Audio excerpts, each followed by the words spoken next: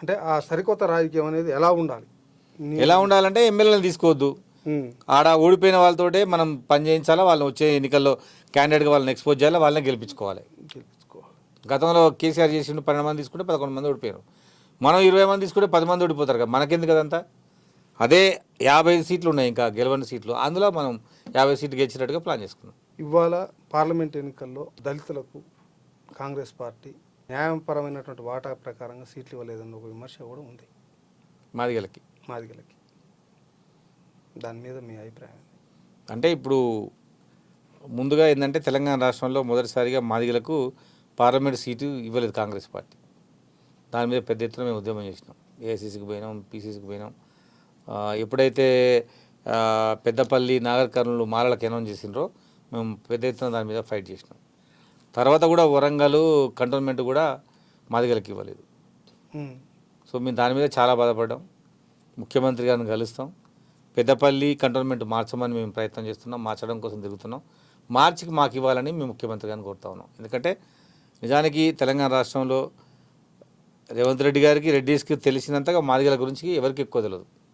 ఎందుకంటే వాళ్ళ రైతులు, వాళ్ళ దగ్గర పనిచేసే వాళ్ళు, వాళ్ళకి బాగా అనుబంధం ఉంటుంది, తెలుసు వాళ్ళకు మాదిగల స్థితిగతుల గురించి. కాబట్టి మార్చమని ప్రయత్నం చేస్తున్నాను. ఆయన ఎన్నోసార్లు చెప్పిండు, మాదిగలకు నేనే చేస్తా, మాదిగలకు నేనే ఉన్నా, నాకన్నా ఎవరు ఎక్కువ తెలుసు వాళ్ళకు అని మాట్లాడుతుంది. కాబట్టి ఆ విధంగా మాకు న్యాయం చేయమని రేవంత్ రెడ్డి గారిని కోరుతుంది. అంటే టికెట్ ఇవ్వకపోయినా ఇంకో రూపంలో న్యాయం చేయమన్నాడు. ఇప్పుడు రాజ్యసభ ఉన్నది, రాజ్యసభలు ఉన్నాయి, ఎమ్మెల్సీలు ఉన్నాయి, పీసీసీ ఉంది, చైర్మన్లు ఉన్నాయి. మాకు ఇవ్వమనండి 10.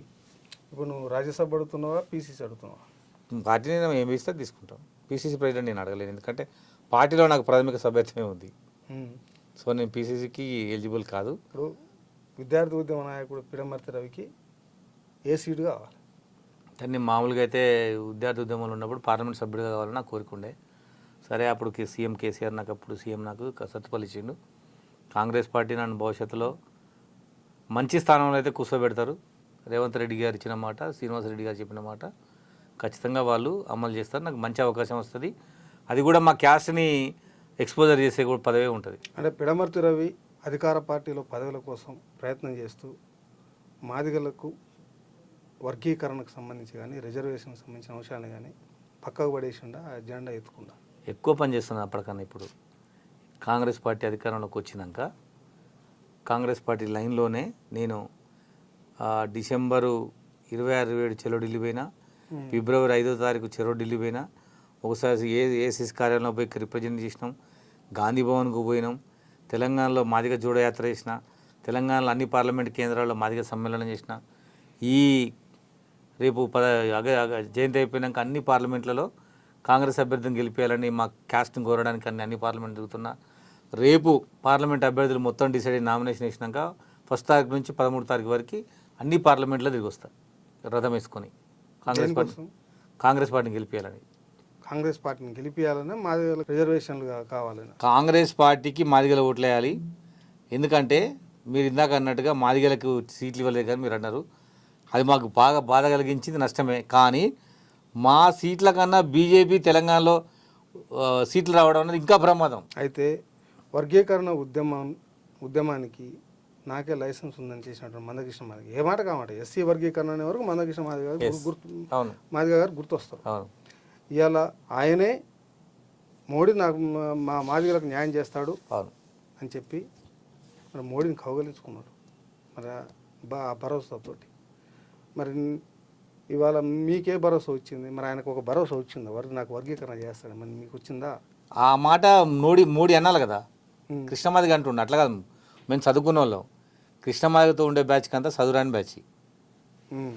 వాళ్ళు వర్గీకరణ ఉద్యమం చేస్తున్నాం కానీ చదువురాను వాళ్ళందరూ కూడా మేము చదువు వచ్చిన వాళ్ళం. నేనేమడుగుతున్నానంటే ఆ మాటే మోడీ చెప్తే, మోడీ ధృతరాష్ట్ర కౌగిలేది, ఆ మాటే మోడీ వర్గీకరణ నేను చేస్తున్నాను చెప్పాలి. మీరు ఉద్యమం చేస్తురుగా, మీకు నేను సహకరిస్తా అంటుండు. అన్నం పెట్టాల్సిన ఆయననే అన్నం వండుతాను అంటాడు. పార్లమెంట్లో చట్టం చేయగలిగినటువంటి నాయకుడు. ఒక్క బీజేపీకే 300 పైచిలకు స్థానాలు ఉన్నాయి. ఆయన చట్టం చేస్తే కాదు ఏది లేదు. ఉదాహరణకు మొన్ననే సిఏఏ చట్టం చేసిండ్రు, ఈబీసీలకు 10% ఇచ్చిండ్రు, 370 ఆర్టికల్ రద్దు చేసిండ్రు, ఆర్టికల్ 44ను సవరించిండ్రు, జమ్మూ కాశ్మీర్ 2 రాష్ట్రాలు చేసిండ్రు. ఇవన్నీ భారతదేశం ఎందుకు రిజర్వేషన్ చేయట్లేదు ఆయన? అదే ఇష్టం లేదు మా మీద. ఎందుకు చెప్పనా, బేసికల్గా బీజేపీ పార్టీ రిజర్వేషన్ల వ్యతిరేక పార్టీ. ఉమ్. ఆ పార్టీ వాళ్ళ సిద్ధాంతమే రిజర్వేషన్ రద్దు చేయాలని భారతదేశంలో ఏర్పడ్డ పార్టీ బీజేపీ పార్టీ. ఆ పార్టీ రేపు అధికారంలోకి వస్తే రిజర్వేషన్ రద్దు చేస్తుంది. ఆ రిజర్వేషన్ రద్దు చేసే party with in the reservation వర్గీకరణ ఎట్లా చేస్తుంది? నిజంగా చేయాలనుకుంటే మోడీ వచ్చినప్పుడు నవంబర్ కన్నా ముందు సికింద్రాబాద్ పీరియడ్ గ్రౌండ్లో మీటింగ్ అయింది కృష్ణమతి గారి నాయకత్వంలో. అప్పుడే ఆ తర్వాత ఇక్కడ అసెంబ్లీ ఎలక్షన్స్కి వచ్చింది కదా, పార్లమెంట్ 2 సమావేశాలు అయినాయి. డిసెంబర్ 26-27 సమావేశం అయింది, ఫిబ్రవరి 5-6 తారీఖు అయింది. ఈ రెండిటిలో చట్టం చేసి ఆయన వర్గీకరణని చట్టబద్ధత చేసి ఓట్లకు రావాల్సి ఉండే. నేను సింపుల్ లాజిక్ చెప్తున్నా వినండి అన్న. ఇప్పుడు నిజానికి మోడీ రామాలయం కట్టిండు. రామాలయం కట్టి ఓట్లు అడుగుతుండా? కట్టే కదా అడుగుతుంది. మరి వర్గీకరణ చేసి అడగాలి కదా. మాకో రూల్ దానికో రూలా, గుడికో రూలా? ఆయన గుడి కట్టిండు, దేశవ్యాప్తంగా చెప్తుండు నేను రాముని గుడి కట్టినా నాకు ఓట్లేయండి అని.